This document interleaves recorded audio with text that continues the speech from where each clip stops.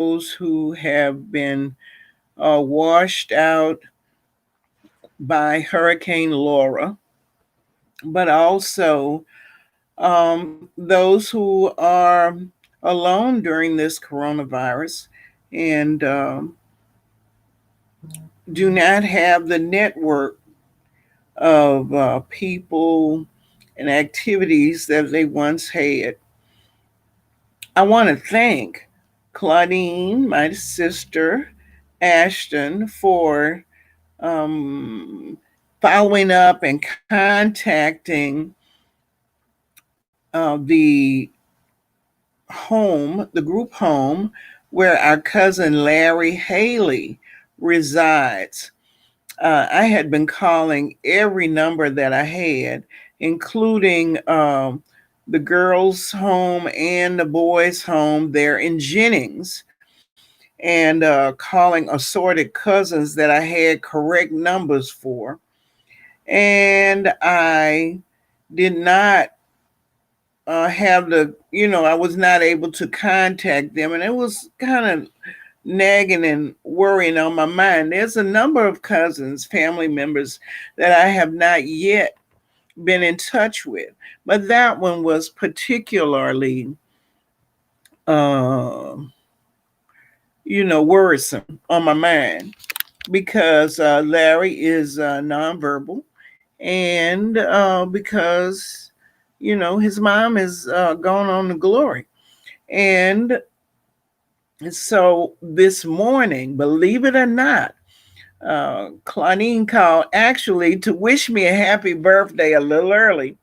Uh, and she mentioned that, well, the other reason that she was calling was to say that she had gotten in touch with them at his group home.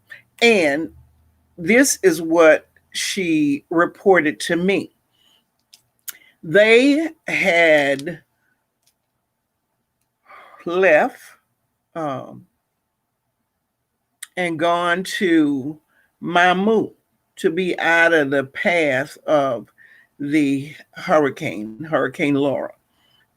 And so very happily, that was it was uneventful. And they had just gotten back to their group home house when her call was received. So Larry was doing good, and he was actually taking a bath, something that he loves to do. He loves his bubble baths, and that's always intriguing to the workers because he's a big guy and he loves to take baths, and he always did since he was little. So we're happy to say that Larry is safe and sound. Now, I heard from another cousin that cousin JD did not evacuate. He stayed home. That little saying, this little piggy went to market, this little piggy stayed home. But that he had weathered the storm well. Now, there are many cousins that I have not heard from. I don't know, uh, whether they evacuated, whether they stayed, whether they had, whether they had mm, property damage, whether they're sitting out on the side of the road, in a vehicle. We just don't know. And so we're going to encourage everyone to contact each other. So, the word will trickle down, hopefully, to me, and I can let the other cousins know through this format or some other that everybody's all right. And I encourage you, all my family members, if you have not done so, go on and register for the 2020 census. It's important. It's only once every 10 years. And as many of you know, the we got a lot of information. My sister Claudine did before me, got a lot of information on the members of our family from decades, even a century past, through the U.S. Census. And that will be one of the ways that our great, great, great, great, great grandchildren will be able to track us. Maybe they'll have just a name, whatever the situation is. Maybe they won't have the Haley book to help them in their research of our family. If that, no matter the situation, we just ask you to make sure that you're counted and that your grandchildren and all of those that are not in your immediate household, that they participate in the census. It's an important part of citizenship, and we want to make sure that you participate. Now, I mentioned that I had a birthday coming up, and I want to encourage you to donate for my birthday. I know some of you ain't never gave me nothing for my birthday in all these many years. That's all right. You can catch up now. I'm doing a lot of things, including I really want to help the Pakistani Bible class. Now, let me fill in for some of you. More than 6 years ago,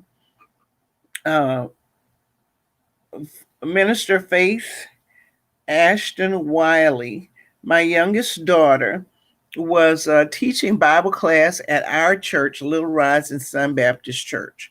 And over the internet back then, I was communicating with a guy in Pakistan and, several people in Pakistan, and he wanted to start a Bible class and he wanted to participate in our Bible class.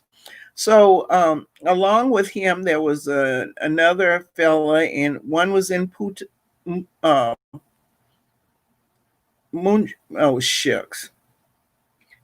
I'm getting older in my, one was in Punjab, Pakistan. And so Faith knew how to do it. And I think we started off with trying to do the Bible class along with them by Skype. And it was really good. We had 2 Bible classes over time, 2 Bible classes in Pakistan, one in Multan, the other in Punjab. So I'm thinking, I was thinking it was like and the third one was over at Little Rising Sun Baptist Church, which was the oldest and the first.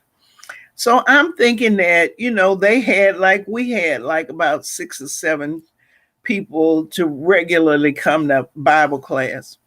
But one day, one of the Bible class leaders in Pakistan just turned the phone, because they were one phone and everybody was very quiet, so we never knew how many it was. She turned the phone and there it was like sardines in a can. They were all packed in for Bible class. And, we start to realize the sacrifice that these people were making. We were having Bible class at 6 in the evening, and so it was like 6 in the morning, and there they are all crammed up.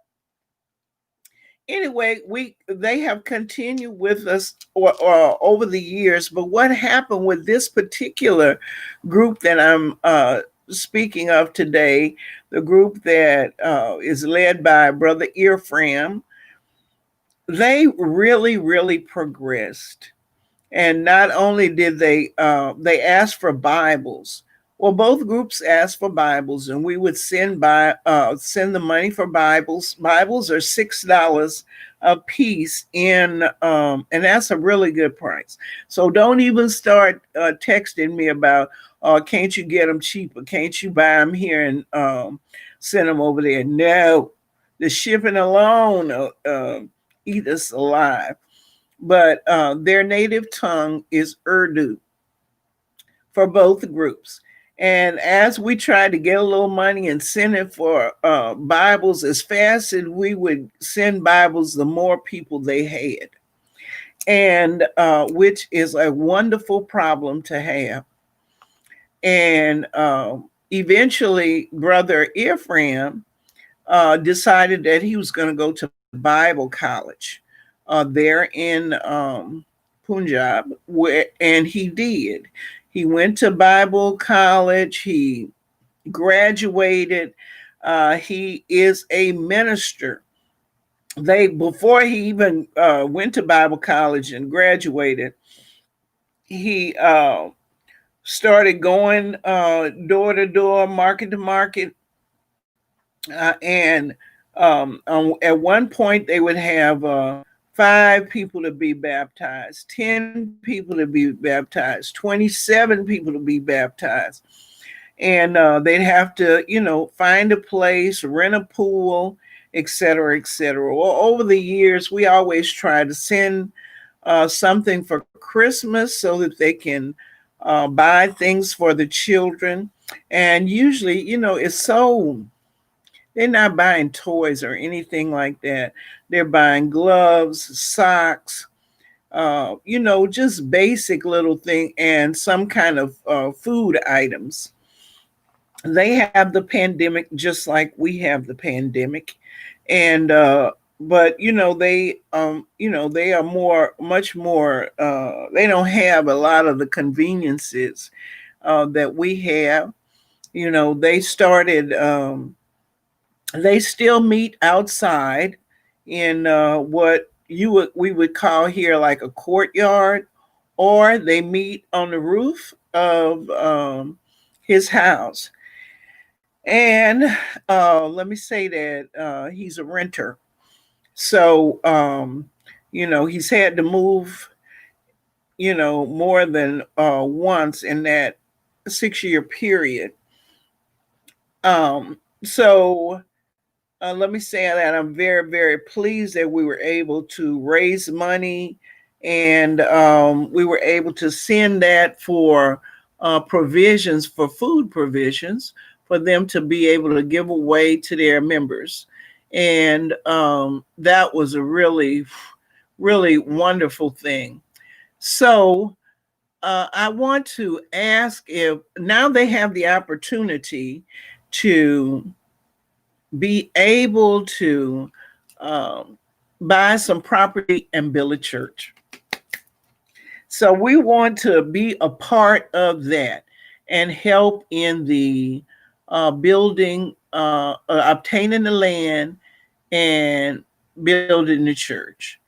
And so I'm asking for your help, for all those people that you really, really wanted to give me something for my birthday all these years. And so now is the time. I'd like for you to give, and so that we can give to them to get this property so that they'll be able to have a church. Now, I want to remind you that when they are meeting on a rooftop, now they don't have air conditioning and stuff like that. So when they're meeting on a rooftop, it's because that's the coolest place that they can meet. And it's standing just about sit, and they don't use pews. They use little rugs, and they have one. I'm looking for a picture so that you can see it. They have one oscillating fan for all of those people that crowd into a service. And so they deserve to have a sanctuary. They have done well. They continue to spread the gospel. They're unafraid. And let me say that Christians make up less than 1% of the population there. They have all kinds of religions in Pakistan. And Christianity is not by any means on the top of the list. So we just want to encourage you to help us to help them. And you can help us in this missionary endeavor by using Cash App and sending your best donation. You can Cash App money sign, $ S Anthony Missions, $ S Anthony Missions, and your donation will certainly be most appreciated. Now, I'm going to try to type that in here because we really want to, we want you to help. Sometimes we ask, what should we do? Well, here in America, we waste way, way more than they, spend in a given day, month, week. And so we just want you to help. And let's make this dream a real one, a good one. Something that you and I and all of us can be proud of. That we enable these people who are on fire for the Lord to spread the gospel in good times and in bad, because they haven't deterred, although they have a lot, to deal with. They don't have a lot of the modern conveniences that we have, and like when we got started, there was one phone which they were holding up for a room to see and hear, and one interpreter. Well, let me say that, in one location. So they have advanced the most. Now, our other mission group, we thank God for them. They're continuing to develop, but it's at a slower pace. So now for the ones that are ready, willing, and now they need us to help them to be able to build a sanctuary where they can meet. And if it rains, they don't have to cancel service because they're in a topless place. In the sweltering heat, they don't have to, wait till after dark to have a service. They were and with their one fan. So we want you to let God move you to help, and we know that you will truly be blessed. All right. So till next time, make all your conversations useful. Spread the word. Yeah, I know. You can guess if you wish. You may guess how old I am or will be on my birthday. And the one that comes closest and the one that gives the biggest donation, both of them will get a chance to I'm gonna have a present for you. The one with the biggest donation, the one that and one that guesses the first to guess closest to my age. Now look, my sisters, y'all can't do it, and my children, y'all, you disqualified. That's other folk. God bless you and keep you. Bye bye.